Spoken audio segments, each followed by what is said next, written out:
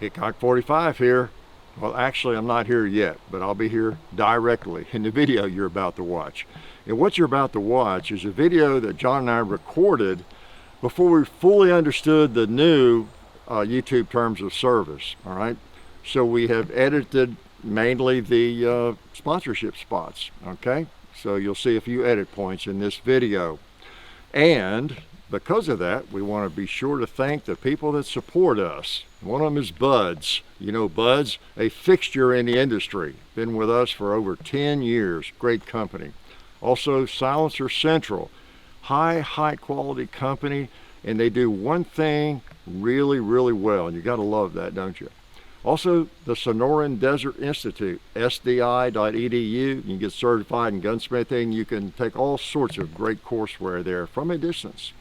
As well, Alabama Holster, you know that I love them, been using those for a long time. Great little Kydex concealment holsters. We really appreciate everybody that helps us out and has been loyal to us. So, especially you all, right? So anyway, enjoy the video. Hickok 45 here. We're armed in 1908 today. Yeah, what would you have chosen in 1908? Well, these might be some firearms I would have chosen, who knows? Or a lot of people might have chosen. We're not saying these were the very best firearms. This revolver, that rifle, that shotgun, and somebody might know what they are before I even tell you, right? But these are three possible choices that someone would have, could have, probably did choose in the year 1908. So we thought we would explore this as a possibility and, you know, see what you think. You think this person, this fictional human being made some really dumb choices, maybe just one dumb choices and a couple of good choices, you know. And as always, we're, you know, including a handgun, a rifle, and a shotgun, okay? So these are them. What we have today is the A5 Browning. Yeah, John Browning, 1898, 1900. That thing was made for about 100 years. Pretty nice. You recognize old Humpback, don't you? And then the 1894 Winchester. Pretty cool rifle. I think they've sold a few of those. This one has an ant on it included. John Browning came up with that too. 1894. When did they quit making that? Oh, that's right. They haven't stopped, have they? So whether Winchester is really Winchester, but the old 1894, one of the most successful lever guns of all time, if not the most successful. I don't know. And then a new service revolver. Wow, look at that. Double action revolver from Colt. Pretty cool gun. These were made from about 1898 until around 1940-ish, along in there, I think. So chambered in 45 ACP during World War I, World War II, you know, so a lot of history there. All firearms that were, by 1908, were, you know, fairly well known and fairly common. Well, you want to just go ahead and shoot something? What are we going to start with? It is 1908. So maybe one of the most versatile all-around firearms would be this 1894. Let's put a couple of bullets in it. You want to? And guess what chambering it is, did I say?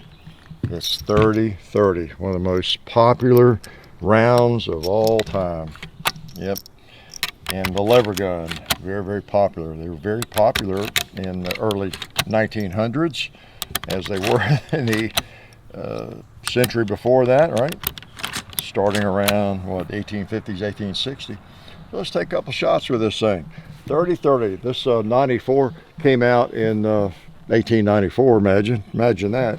Chambered in, I think, 38-55 black powder cartridge, and then 32-40, I believe, both black powder cartridges. And then it was chambered in 30-30 soon after that, the exact year or two later, and in a smokeless round. So, because it's a very strong firearm. If you didn't notice that, yeah, I bet the gong notices that. Yeah, got there pretty fast, didn't it? Oh boy, we need to blow something up right here. There's a little power in a 30-30. You notice that? Yeah. Yes. It is sometimes because of all the Magnum cartridges out there today and all the popular rounds, whether it's 308 or something more exotic, we tend to look at the old 30-30 as, wow, who would want to use that now? There's so many better rounds out there now. But not necessarily. So anyway, that would have been a handy rifle, wouldn't it? Because with that, it could have served a defensive role and obviously a hunter's rifle. And you could hunt at range with that. And just a reliable, handy firearm. It doesn't get much handier than a lever gun for packing on a horse or walking, and the balance and the feel of it. Not a lot of edges to get in the way, and that's one thing I like about them. And just really shootable, reliable. 30-30, the cartridge is reliable. So I commend this fictional human on his choice of rifle. I think he done a good job. I really do believe that. Yep, that is a nice one. I noticed it's been feeding birdshot okay. This is kind of the slug version, but the A5, is there safety on? One in there, a couple more in. Try this thing out. The A5, I was going to say, this person had, I think, good taste in firearms. He knew his firearms pretty well because there's some fine guns here. Just all of them. Really nice. Looks like he had appreciation for John Browning's genius, as most of us do, right? Some of y'all have an appreciation for my genius, right? Boy, I don't know if that gouger's already there. No, I hope it was. All right. Yeah, man. Browning A5. Oh boy. Feels good. Let's pop that orange one way down. Oh yeah. Yeah, that is a nice shotgun. Very, very successful. Made for what, about 100 years. There may be variations of it being made, or there are, I think, right now as I speak and as you watch. Yep, the old humpback, and just a wonderful shotgun. And out in 1908, the guy, I guess it's a guy, might not have been, but he could have easily had just a double barrel shotgun, a pump shotgun, like an 1897. But he appears to have been someone who ventured out into the world of semi-automatics, and he trusted a semi-automatic for his hunting purposes or defensive uses or whatever.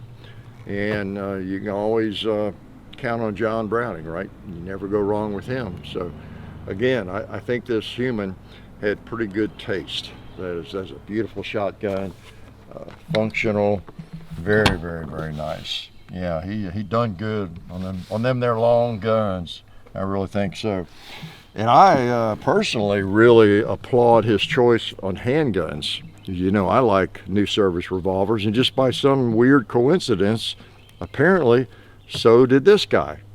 And I wonder what's chambered in. Yeah, 45 Colt. Oh, what taste this guy has. Unbelievable. 45 Colt.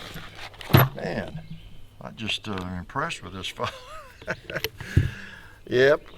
You're probably thinking, well, this would have been me back then, maybe what I would have carried for certain in a handgun. I don't know. It'd been a tough choice, or there were other choices, right? 1908. And again, 1908, I can barely remember it, but William Howard Taft was elected that year. I recall that as president. One of the most interesting things I do recall, because my mom and dad were excited about it, was the Model Ts that Ford was making started rolling off the line, the assembly line, in 1908. We didn't buy one right away, but I recall that pretty well. Just a big year. I think the first passenger airplane trip took place that same year. And I especially remember the neighbors getting excited because I had a neighbor that was a big baseball fan, and the Chicago Cubs won the World Series that year, 1908. So, yep, interesting year, and it was a long time ago. Yeah, man. All right, New Service. I wonder if this would have served him well. I think it would have.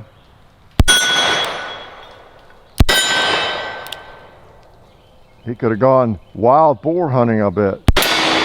Yes, look at that. Or cowboy hunting. Or maybe, do I have another round? I think I do, yeah. He could have even hunted Bigfoot.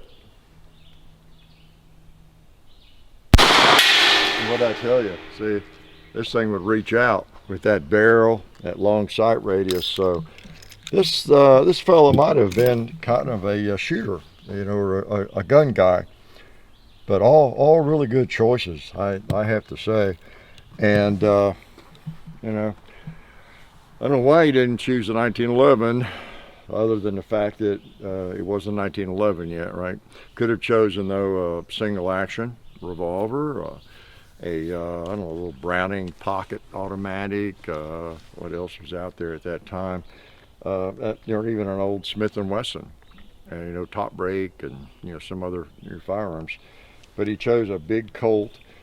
Appears to like high quality firearms, just well made. Wasn't necessarily choosing them based on size, wanting the smallest firearms he could get a hold of. You know, he chose a 7.5 inch barrel on his handgun, and you know, there you go. And they all work. I might shoot one of them again, like maybe that shotgun. Let's do that. I'm gonna put a couple of slugs through it, just to celebrate 1908 and the choices this individual made. How about that? See if this thing will shoot a slug.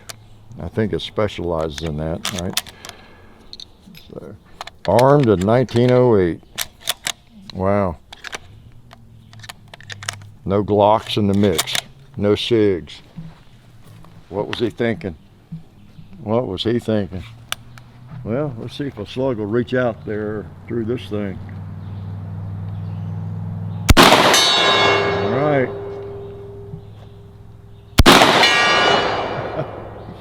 Yep. This is a good hog round. Yeah, boy.